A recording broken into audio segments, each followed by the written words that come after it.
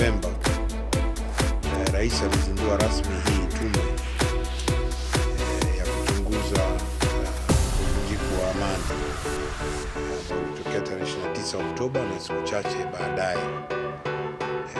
Tume ilipewa siku 90 na tunakwenda mbio kuzimalizia, sio muda mrefu.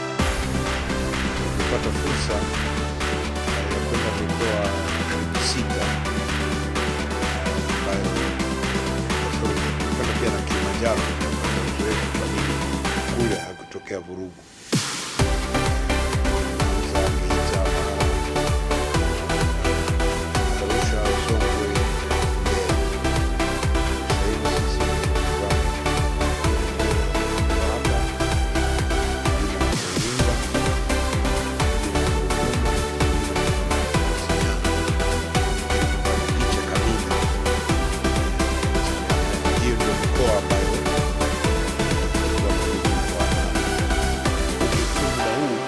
Majadiliano na sisi ili tupate undani zaidi, nyinyi ambao mlikuwa hapa na mlishughulikia kabla ya uchaguzi, wakati wa uchaguzi na baada ya uchaguzi. Na sisi kwenye tume tunataka pia tuja na mapendekezo kama tukijua changamoto ambazo tunazipata, kwa sababu swala hili halishughulikiwi na mdau mmoja,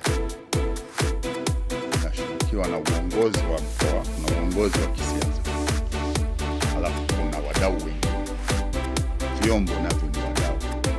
Kwa hiyo ningependa sana ushirikiano kwa wadau wote hao, kama vyombo, agency na uongozi wa mkoa, lakini pia na wadau wengine